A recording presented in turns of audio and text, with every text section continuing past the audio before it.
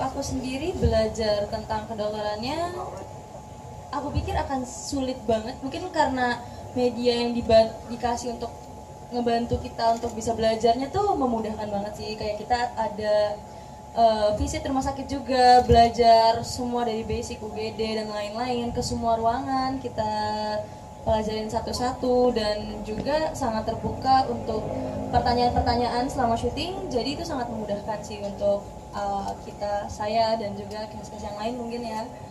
Dan acting dengan Abiza so far so good, seru sih karena anaknya fun dan juga baik dan pelan-pelan banget. Kamu ragu-ragu gitu sih? Kamu ragu-ragu sekali kamu. Seru. Kalau dibilang bikin kepanasan harusnya enggak sih? Atau kepanasan? Ya, kamu yang kepanasan? Enggak lah, karena ya lebih ke mau di Ezra ini lucu tapi ada gregetnya juga. Fans atau penonton nanti akan melihat dapat kesan seperti apa sih dari pasangan ini gitu. Kalau dari Z akan dapat apa tuh penonton nanti? Mungkin gemes kali kan? Gemes. Mungkin mereka agak pasangan alay gitu sebetulnya. Ditonton aja nanti. Jadi nonton aja segemen gemes nanti kesannya. Kalau dari lo? Kalau dari gue mungkin penonton bakal kayak, ini apaan sih mereka berdua tuh sebenarnya maunya apa sih? Yang satunya labil banget, yang satunya kok kelihatannya kayak kasihan banget gitu. Jadi bener-bener alay, lebay, kamsung. Wah semuanya deh, lu sebut. Ada semua beneran. Tapi spesial untuk chemistry-nya gimana? Kalian ada ngobrol berdua nggak untuk peran masing-masing? Karena butuh intensitas tinggi kan di dalam film serial ini. Ada. Kita tiap malam teleponan aja sih. Enggak ya?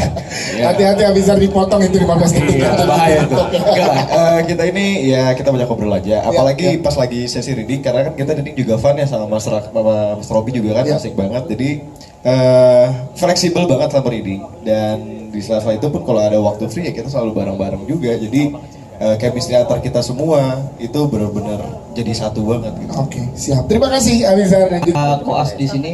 Kalian kan memerankan karakter yang base-nya dari komik ya.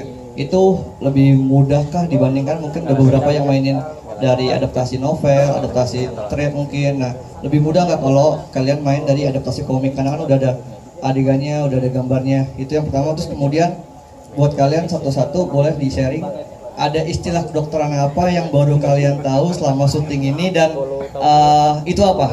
Itu aja. Terima kasih. semuanya ya kan, dokter juga kan. Iya. Silakan dari Koas dulu ya. Dari para Koas gimana, lebih mudah nggak? Karena kan ini dari webtoon kan, biasanya ada dari novel atau dari kalau ini kan dari webtoon. Silakan Dok. Sejujurnya gue belum baca webtoonnya. Jadi waktu pertama kali ditawarin ini gue tahu ini dari webtoon gitu. Terus gue belum baca. Cuman gue nanya-nanya ke orang yang udah baca, karena menurut gue persepsi orang itu lebih penting, karena mereka yang punya imajinasi dan punya ekspektasi gitu kan terhadap apa yang udah mereka baca gitu. Nah takutnya kalau gue baca duluan, gue punya interpretasi yang ternyata nggak sesuai sama orang-orang yang udah nonton nih kebanyakan gitu. Udah baca gitu banyakan.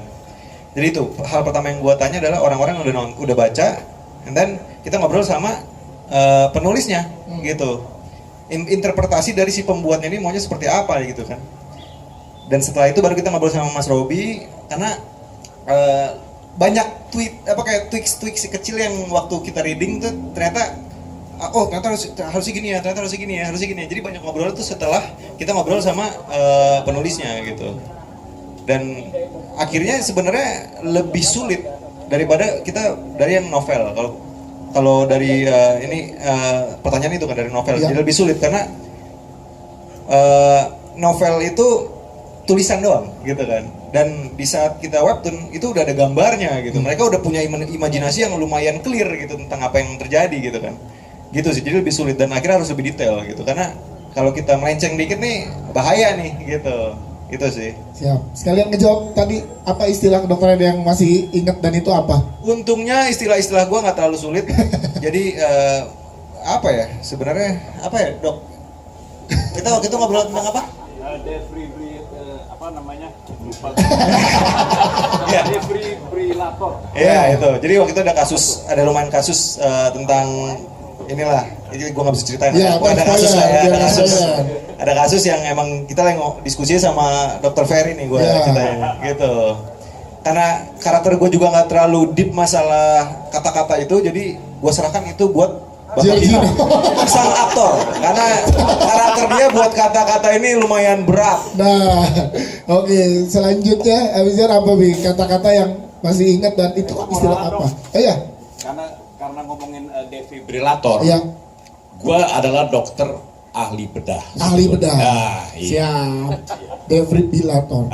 Yes. Gua dokter bedah. Oke, siap. Iya. Siapa yang mau dibedah? Ah. Siap. Selanjutnya tadi Abizar, silakan Bi.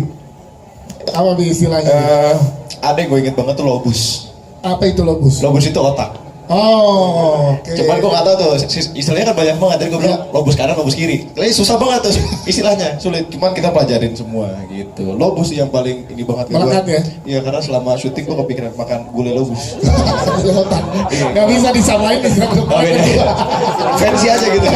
Iya. Kan kayak orang ada gulai lobus. Oke, kita ke ini kalau perpustakaan kata-kata kedokteran dari para aktor Giorgino Abraham. Nah, berarti untuk Giorgino 6 kata. Satu istilah kedokteran yang masih lo inget dan membekas dan bisa diceritakan apa? Jujur saat ini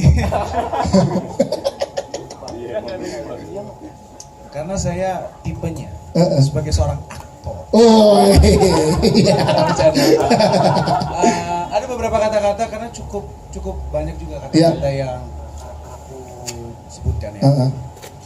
Sepertinya salah satunya defibrillator tadi. Terus kayak OSCE.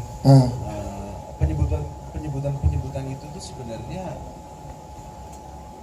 sangat krusial karena ada yang bilang OSCE, OSCE apa. Jadi banyak kata-kata lain sih nanti pasti akan kalian bisa lihat di saat sudah tayang gitu sih. So ya dari aku sih seperti itu. Siap, terima kasih. Jadi tadi ya ada David dari OSCE. Kalau dari Gino, kalau Z apa sih? Aku sebetulnya yang susah udah aku lupain ya kak. Ya bener kan? Karena gua tahu dia gitu-gitu udah susah ngapalinnya. Tapi ada yang susah aku sebut cuma aku lupa. Tapi karena orang-orang ini kan suka bercanda banget gitu ya. Sampai aku tuh nggak tahu penyebutan yang benar sebenarnya apa dan aku harap semoga itu benar dalam series ini gitu. Tapi yang paling aku ingat justru jengkolisme.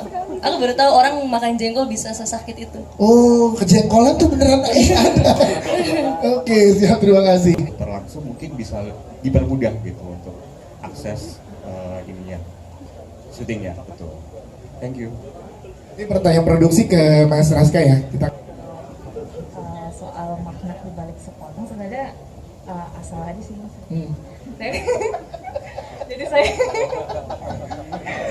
Jadi dulu saya kan itu bikinnya waktu internship di Kalimantan. Terus ada webtoon, ini kan webtoon waktu itu baru launching kan.